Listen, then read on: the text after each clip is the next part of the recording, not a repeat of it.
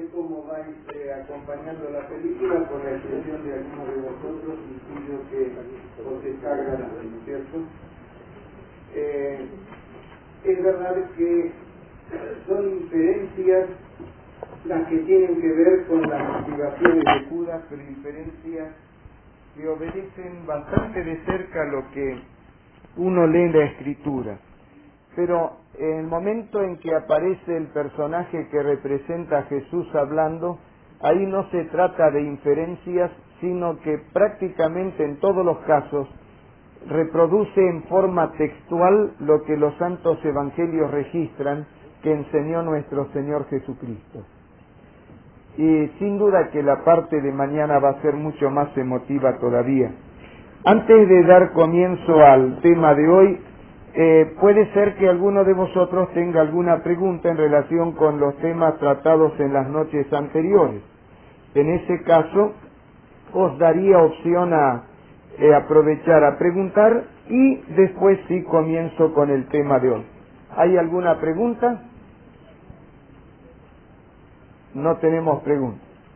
Bien, vamos entonces a comenzar a discutir el tema de hoy acerca de lo que tiene que ver con el fin de los tiempos. Hace un tiempo atrás oí decir a un comentarista de temas bíblicos que aquellos que se rieron del infierno del cual habla las Sagradas Escrituras, hoy hablan del infierno atómico con mayor convicción de la que usan los teólogos y los predicadores para hablar del lago de fuego y azufre postmilenial. Tengo una lista aquí, y no está completa sin duda, de algunas causas invocadas por científicos que podrían producir el fin de la vida sobre el planeta Tierra. Ellos mencionan que eventualmente, como todo tiene principio y fin, podría ocurrir el fin del universo. No son pocos los científicos que hablan acerca de la muerte del Sol. Y si el Sol se apagase o dejase de enviar las calorías necesarias como para darnos la temperatura ideal de vida, la vida sobre el planeta Tierra desaparecería también. Por diversas razones. Llámese la destrucción gradual de la capa de ozono que podría aumentar la temperatura sobre la Tierra o algunas otras razones invocadas, podría eventualmente producirse un derretimiento del hielo de la masa polar o de las masas polares de ambos polos que aumentaría el nivel de las aguas sobre la Tierra, lo cual inundaría prácticamente todas las áreas habitadas del planeta. Hay quienes hablan de que ese aumento de la temperatura de la Tierra generaría otros problemas que también acabarían con la vida sobre el planeta Tierra. No son pocos los que dicen que por la ley de las probabilidades, tarde o temprano el planeta Tierra va a chocar con algún cuerpo celeste. Allí en 1912 el planeta Halley asustó a muchos, fue la cola gaseosa, no pasó nada, pero que tarde o temprano podría ocurrir. Otros dicen, ¿y qué pasaría si desapareciese la fuerza de gravedad sobre la Tierra? Ya la imaginación nos ve a todos flotando sin vida por el enorme espacio celeste, cosa que terminaría con la vida sobre el planeta. Y si la Tierra, por cataclismos muy grandes o por acercarse a planetas que modificasen la interrelación de los cuerpos estelares, modificase el eje de la Tierra, eso podría producir una hecatombe al punto de terminar con la vida sobre la Tierra. Y volvemos otra vez a la posibilidad de una coalición con un agujero negro del espacio interestelar, o un impacto con una porción de antimateria, o el agotamiento de hidrógeno, o el alejamiento de la Luna, o el crecimiento acelerado de la población, que sometería al hambre a los seres que vivamos sobre la Tierra, o plagas devastadoras como el SIDA y otras que pudieran multiplicarse, o el desarrollo de insectos que, haciéndose inmunes a los diversos insecticidas, porque ellos también van formando anticuerpos, los insecticidas que hace una década atrás daban resultados, ya no alcanzan a exterminarlos con tanta facilidad, que eventualmente se tornaran virulentos y desatasen una pandemia, una plaga universal. O eventualmente podría haber temporales de viento solar que aniquilasen la vida sobre el planeta, o un bombardeo de rayos cósmicos, o la guerra termonuclear. Siempre factible, siempre posible, el desarrollo de nuevas armas, la contaminación de los mares, la lluvia de rayos ultravioletas, creciendo el agujero de la capa de ozono que nos protege de ellos, fuga de microorganismos, y la lista sigue. Esas son las versiones científicas del fin del mundo. En verdad, en la actualidad nadie se ríe de la eventual posibilidad de que un día termine todo sobre el planeta Tierra. Se discute el cómo, pero no se niega la eventual posibilidad. También en el orbe religioso hay distintas ideas, distintas teorías. Hace un tiempo leí algo que no pude confirmar bien, pero una publicación seria transcribía lo que dice que un diario alemán publicó en cuanto a la versión, que según esa misma publicación nunca fue desmentida oficialmente por la Iglesia Católica, la versión del tercer secreto de Fátima, detrás del cual tantos están ansiosos de encontrarlo. Yo necesitaré investigar más un poco sobre esto, pero la copia que ese diario alemán había publicado acerca del tercer secreto de Fátima dice así: sobre toda la humanidad caerá un gran castigo, no hoy ni mañana, sino en la segunda mitad del siglo XX, o sea, la época que vivimos nosotros. Lo di a conocer en la Salete y lo repito hoy. La humanidad no evolucionó como Dios esperaba. Caerá entonces fuego y humo, y las aguas del océano se transformarán en vapor, y todo lo que permanezca en pie se derrumbará. Millones de hombres perderán la vida, y los que aún existan en esos momentos envidiarán a los que ya murieron. No obstante, más tarde, cuando los que sobrevivan respiren, todavía se invocará de nuevo a Dios, y otra vez se servirá a Dios como antes, cuando aún el mundo no estaba corrompido. No puedo darle completa seriedad a eso porque no pude hacer las constataciones que me interesaría para decir que realmente así fue publicado. Aparentemente lo fue. Por eso decía que los científicos tienen su versión del fin del mundo. Hay religiosos que tienen sus otras versiones del fin del mundo. Me resulta más confiable e interesante la posición que tenía San Agustín. Evidentemente, estudiando las Sagradas Escrituras, San Agustín dio algo así como una secuencia de sucesos predichos en la Escritura en la siguiente forma. Él decía que hay una fórmula de 4 sucesos que están como ligados indisolublemente: la venida de Elías, la conversión de los judíos, la persecución del anticristo y la parusía o segunda venida de Jesucristo. Cada vez que doy un seminario de Apocalipsis, especialmente cuando llegamos al asunto del tema del anticristo que aparece en Apocalipsis, hay quienes me dicen: ¿y usted conoce la profecía de San Malaquías? Esa que se pone nuevamente sobre el tapete cada vez que hay que elegir un nuevo papa, ¿no es cierto? Y la verdad es que no está en la Biblia esa profecía, es de un cristiano de hace algunos siglos, Malaquías, a quien se lo conoce ahora como San Malaquías, y él hace una descripción de una cadena de papas, y yo creo que está faltando uno solo según la cadena de él, tras el cual elegirían a uno que sería el anticristo, y tras el imperio de ese anticristo vendría Jesús. Bueno, esa es otra versión acerca del tiempo del fin. Pero vosotros no vinisteis para que yo comience a multiplicar las versiones sobre el tiempo del fin. Creo que decían que era el 15 de agosto del año 1999, un astrónomo y astrólogo chileno que dice que habrá un impacto de un enorme cuerpo celeste con la Tierra, que habrá también cataclismos, se cambiará el eje de la Tierra y desaparecerá la vida sobre el planeta. pero yo no estoy dando crédito a eso.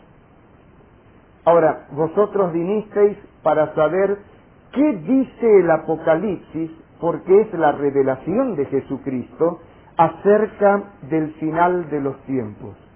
Y os aseguro que lo que Dios dice ya no es una versión, es una revelación, y esa revelación trae paz al alma, porque nos presenta a Dios interviniendo en los destinos de la humanidad para poner de una vez por todas las cosas en orden.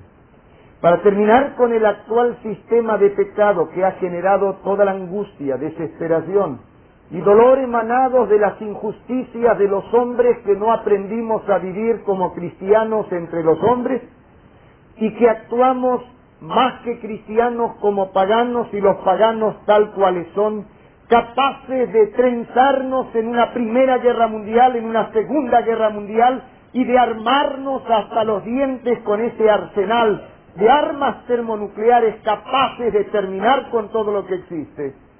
De paso, hoy no voy a tratar el tema de las armas termonucleares. Lo dejaré para otro día, pero os aseguro que Apocalipsis tiene cosas interesantísimas sobre eso. Pero vayamos directamente a nuestra hoja guía. El Apocalipsis dice que Jesús volverá.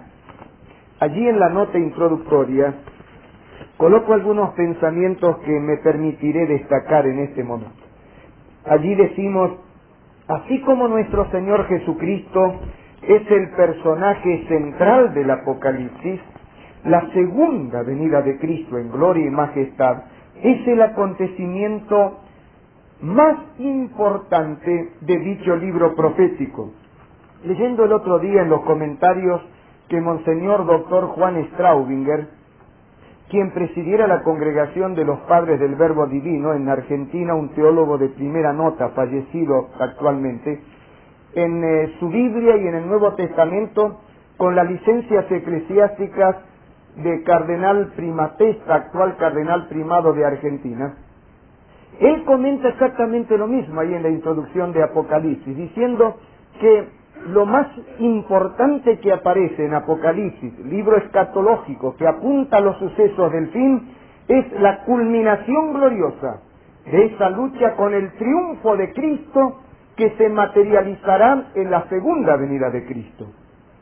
De paso, cuando nosotros veíamos el otro día, la penúltima clase, la cadena profética introductoria a las otras cadenas proféticas, ya lo entenderéis cuando estudiemos las otras, algo así como un bosquejo inicial sobre el cual el Señor pretende ir trabajando detalle tras detalle para finalmente completar el cuadro completo de los sucesos que viviría la Iglesia cristiana hasta la culminación gloriosa en el final de los tiempos, en la segunda venida de Cristo con la victoria de Jesús. En esa profecía de las 7 iglesias, símbolos de las 7 etapas del pueblo de Dios de la era cristiana, a cada una de esas etapas Jesús les dice que va a volver. En 6 de esas lo dice muy nítido. En una lo dice señalando el hecho de el no sufrir daño de la muerte segunda, que también está vinculado con eso. Pero hay una cosa que quiero destacar como introducción, y es que aparentemente esas declaraciones de Jesús de que Él vendrá por segunda vez, repetidas a cada una de las 7 iglesias, aparentemente sigue una gradación que va ayudándonos a entender que a medida que avanzasen los tiempos, cada vez estaría más cerca.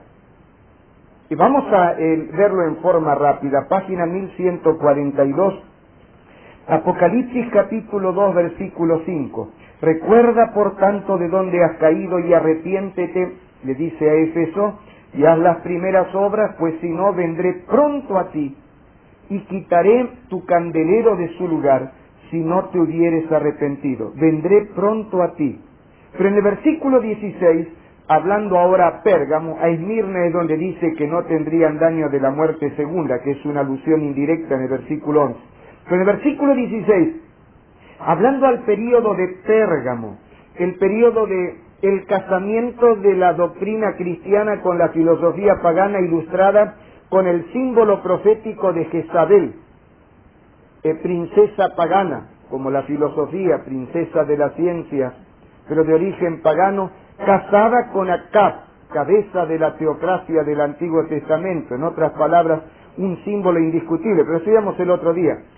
Notad lo que dice. A ver, Rafael, el versículo 16, me lees, por favor. Página 1142. Por tanto, arrepiéntete, pues si no, vendré a ti pronto, y pelearé contra ellos con la espada de mi boca. Insiste, vendré pronto. El versículo número 25, hablando de Tiatira, ¿cómo lo dice? Pero lo que tenéis, retenedlo hasta que yo venga. Vendré pronto, vendré pronto. Retenedlo hasta que yo venga. Capítulo 3, versículo 3, el mensaje a Sardis, siguiente periodo. Acuérdate pues de lo que has recibido y oído, y guárdalo, y arrepiéntete, pues si no vela, vendré sobre ti como ladrón, y no sabrás a qué hora vendré sobre ti. En otras palabras, ahora ya parece que empieza a acercarse, va a ser sorpresivo, como ladrón. Capítulo 3, versículo 11, el mensaje a la penúltima iglesia, Filadelfia. He aquí yo vengo pronto, retén lo que tienes para ya está más cercano. Tome tu corona.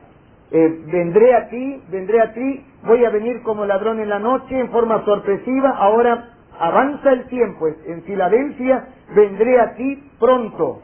Y la Odisea, la última etapa, nuestros días, ¿qué dice en el versículo 20?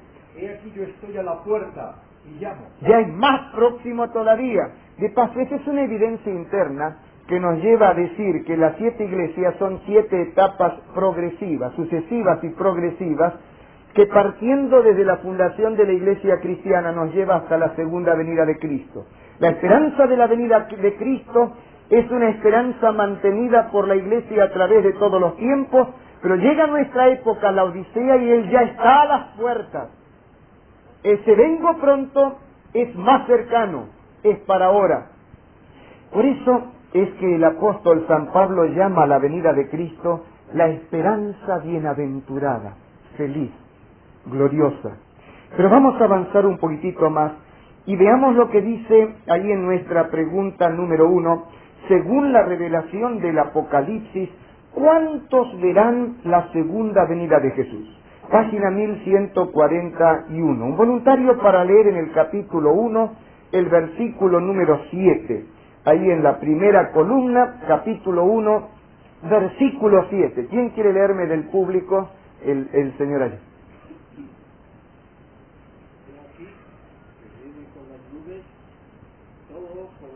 ¿Cuántos dice que lo verán?